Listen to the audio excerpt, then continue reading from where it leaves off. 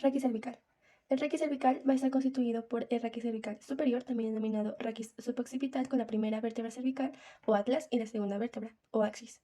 El raquis cervical inferior se va a extender desde la meseta inferior del axis hasta la meseta superior de la primera vértebra torácica. Las articulaciones del raquis cervical inferior poseen dos tipos de movimiento: flexo-extensión y movimientos mixtos de inclinación, rotación, pero no movimientos puros ni de inclinación ni de rotación. El atlas contiene dos masas laterales ovaladas de eje mayor oblicuo hacia adelante y hacia adentro. Vamos a encontrar una carilla articular superior orientada hacia arriba y hacia adentro, una carilla articular inferior que se dirige hacia abajo y hacia adentro, el arco anterior del atlas en su cara posterior, una carilla cartilaginosa para la apófisis odontoides del axis, el arco posterior plano de arriba a abajo y que se ensancha por detrás en la línea media. Las apófisis transversas dan paso a la arteria vertebral mediante sus agujeros. En el axis, la apófisis odontoides o diente del axis sirve de pivote a la articulación atlantoaxial. El arco posterior está constituido por dos estrechas láminas oblicuas hacia atrás y hacia adentro. La apófisis espinosa va a tener dos tubérculos. Por debajo del pedículo se fijan las apófisis articulares inferiores con unas carillas cartilaginosas orientadas hacia abajo para las carillas superiores de la tercera vértebra cervical. Las apófisis transversas presentan un orificio vertical por el que asciende la arteria vertebral. La unión mecánica entre el atlas y el axis está garantizada por tres articulaciones: la articulación atloido-odontoidea, a la que la apófisis odontoide sirve de pivote, y las articulaciones atlantoaxiales laterales, que establecen el nexo entre la cara inferior de las masas laterales del atlas y las superficies articulares superiores del axis. En un corte parasagital en las masas laterales del atlas se muestra la curva de la articulación atloido-odontoidea con su carilla odontoidea y la carilla del arco anterior del atlas, la carilla superior de las masas laterales del atlas, la cara inferior de las masas laterales del atlas, que es convexa por delante, y la carilla superior del axis, junto con la cara inferior del axis, que está orientada hacia abajo y hacia adelante, para articularse con la carilla superior de las apófisis articulares de la tercera vértebra cervical. Durante la flexión, las masas laterales del atlas tienen que rodar sin deslizarse sobre las superficies superiores del axis. Este desplazamiento genera un bostezo superior en la articulación entre el arco anterior del atlas y la carilla anterior de la apófisis odontoides. Durante la extensión, este desplazamiento va a generar un bostezo inferior en la articulación entre el arco anterior del atlas y la superficie anterior de la apófisis odontoides. El centro real del movimiento de flexo-extensión del atlas sobre el axis sería un tercer punto, que se proyecta casi en el centro de la apófisis odontoides vista de perfil. En consecuencia, durante el movimiento de flexo-extensión, la carilla inferior de las masas laterales del atlas rueda y se desliza al mismo tiempo sobre la superficie superior del axis. Durante los movimientos de rotación existe un desplazamiento en las dos articulaciones atlantoaxiales derecha e izquierda. En la rotación de la izquierda hacia la derecha, la masa lateral izquierda del atlas avanza, mientras que la masa lateral derecha retrocede. Durante esta misma rotación, de derecha a izquierda, sucede a la inversa. Durante su rotación sobre el axis, el atlas se desplaza entonces verticalmente hacia abajo unos 2 a 3 milímetros, aunque su movimiento es helicoide. Existen dos articulaciones atlanto-occipitales, que están mecánicamente unidas y que relacionan las carillas superiores de las masas laterales del atlas con las superficies de los cóndilos occipitales. Las carillas atlantoideas son ovaladas, de eje mayor oblicuo hacia adelante y hacia adentro. Están cubiertas de cartílagos, son cóncavas en ambos sentidos y se considera que están comprendidas en la superficie de una esfera. Es por esto que la articulación atlanto-occipital se puede considerar como una enartrosis, con tres ejes pero de poca amplitud: la rotación axial en torno a un eje vertical, la flexo-extensión en torno a un eje transversal y la inclinación lateral en torno a un eje antero-posterior. Cuando el hueso occipital gira sobre el atlas, participa en un movimiento general de rotación del atlas sobre el axis. Una rotación a la izquierda, por ejemplo, se traduce como el deslizamiento hacia adelante del cóndilo derecho del hueso occipital sobre la masa lateral derecha del atlas, simultáneo al enrollamiento del ligamento alar alrededor de la apófisis odontoides. Cabe resaltar que no existe una rotación pura, sino una rotación asociada a una traslación y una inclinación en la citada articulación atlanto-occipital. Por otro lado, durante la inclinación lateral no existe ningún desplazamiento en la articulación atlantoaxial. La inclinación se va a efectuar únicamente entre el axis y la tercera vértebra cervical, y entre el hueso occipital y el atlas, donde hay un deslizamiento de los cóndilos occipitales hacia la derecha en la inclinación hacia la izquierda y viceversa. Los movimientos de flexo-extensión del hueso occipital sobre el atlas se llevan a cabo mediante el deslizamiento de los cóndilos occipitales sobre las masas laterales del atlas.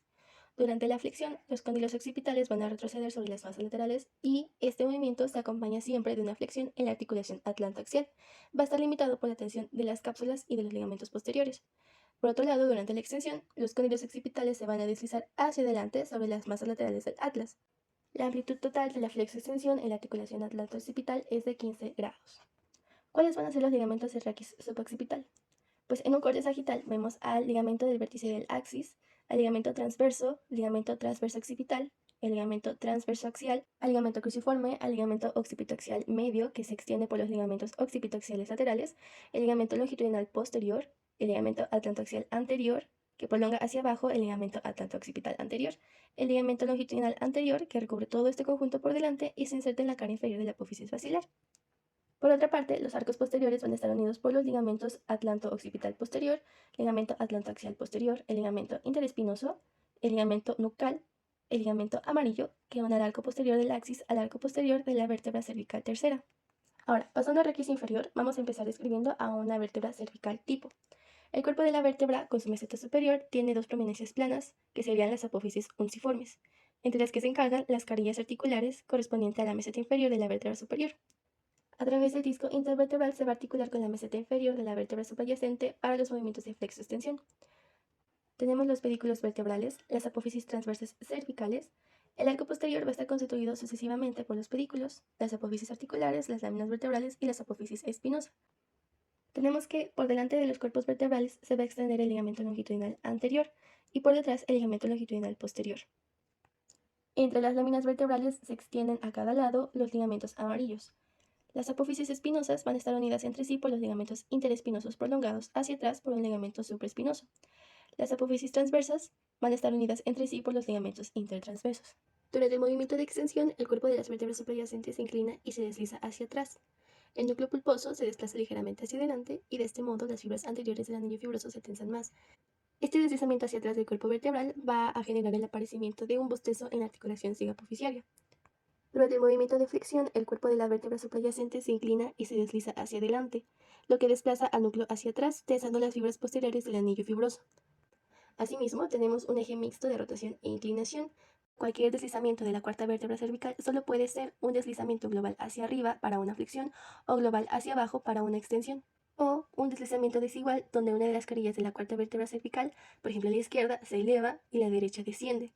Entonces tenemos que la amplitud total de flexo-extensión del raquis cervical inferior es de 100 a 110 grados, mientras que la amplitud de flexo-extensión el conjunto del raquis cervical en relación al plano masticador sería de 130 grados. Y la amplitud de flexo-extensión en el raquis suboccipital sería de 20 a 30 grados. Asimismo, en las radiografías de frente tomadas con inclinación de cabeza, apreciamos que la amplitud total de inclinación sería de aproximadamente 45 grados. Aunque la amplitud de rotación es más difícil de apreciar, podemos decir que la rotación total de la cabeza es de 80 a 90 grados a cada lado. Si analizamos al músculo esternocleidomastoideo en sus tres porciones, cleido-occipital, esterno-occipital y esternomastoidea, decimos que en conjunto este músculo va a formar una ancha banda muscular que se extiende sobre la cara anterolateral del cuello. La contracción unilateral de este músculo determina un movimiento complejo que se asocia a la rotación de la cabeza hacia el lado opuesto de su contracción, la inclinación hacia el lado de la contracción y la extensión. Este movimiento va a dirigir la mirada hacia arriba y hacia el lado opuesto de la contracción del músculo y es común en torticolis congénito, que con frecuencia se debe a que uno de los tendones del músculo es demasiado corto. ¿Cuáles van a ser nuestros músculos prevertebrales? El músculo largo del cuello, con sus tres porciones oblicua, descendente, ascendente y la porción longitudinal, tiene la propiedad de que su contracción bilateral va a enderezar la lordosis cervical y hacer un movimiento de flexión del cuello. Su contracción unilateral va a determinar una flexión del raquis y una inclinación hacia el lado de su contracción. Tenemos también al músculo largo de la cabeza, el músculo recto anterior de la cabeza, el músculo recto lateral y los tres músculos escalenos, el músculo escaleno anterior, medio y posterior. La contracción simétrica de estos tres músculos determina la flexión del raquis cervical sobre el raquis torácico y una hiperlordosis si el raquis cervical no está rígido por la contracción del músculo largo del cuello. Su contracción unilateral determina la inclinación y la rotación del raquis del lado de la contracción. Son músculos principalmente inspiradores accesorios, pues elevan las dos costillas primeras. Los músculos de la nuca se van a dividir en 4 planos: el plano profundo, el plano de los complejos, el plano del músculo esplenio y del músculo elevador de la escápula y el plano superficial. En el plano profundo vamos a tener a los pequeños músculos motores del raquis suboccipital, el músculo recto posterior mayor de la cabeza, el músculo recto posterior menor de la cabeza, los músculos oblicuos inferior y superior de la cabeza, la porción cervical de los músculos transversos espinosos y los músculos interespinosos. En el plano de los complejos vamos a tener al músculo semiespinoso de la cabeza y al músculo longísimo de la cabeza. En este mismo plano, más hacia afuera, se localizan el músculo transverso de la nuca, el músculo longísimo y la parte superior del músculo iliocostal. En el plano del músculo esplenio y del músculo elevador de la escápula, vamos a tener al músculo esplenio dividido en sus dos partes, el esplenio de la cabeza y el músculo esplenio del cuello, y al músculo elevador de la escápula. En el plano superficial vamos a tener al músculo trapecio, el músculo esternocleidomastoideo y a los músculos escalenos medio y posterior. Estos músculos determinan simultáneamente la extensión, la rotación y la inclinación hacia el lado de su contracción. Los músculos de la cara superficial actúan sobre el cráneo y el raquis suboccipital, en cuyo nivel determinan, como los del plano subyacentes, la extensión y la inclinación hacia el lado de su contracción. Los músculos suboccipitales van a ser el músculo recto posterior mayor de la cabeza, el músculo recto posterior menor de la cabeza, el músculo oblicuo inferior de la cabeza y el músculo oblicuo superior de la cabeza, junto con los músculos interespinosos. Estos músculos van a llevar hacia atrás las apófisis transversas del atlas. El músculo oblicuo inferior determina cuando los dos oblicuos inferiores se contraen simétricamente. Por último, decimos que la contracción bilateral de los músculos posteriores suboccipitales determina la extensión de la cabeza sobre el raquis cervical superior en la articulación atlanto-occipital. Para la extensión del raquis cervical por los músculos de la nuca, vamos a dividir a estos en tres grupos. El primer grupo va a estar compuesto por el músculo espléneo del cuello, el músculo longísimo del cuello y la porción cervical del músculo iliocostal y el músculo elevador de la escápula. Estos músculos son extensores del raquis cervical con hiperlordosis y su contracción unilateral determina la inclinación y la rotación hacia el lado de su contracción.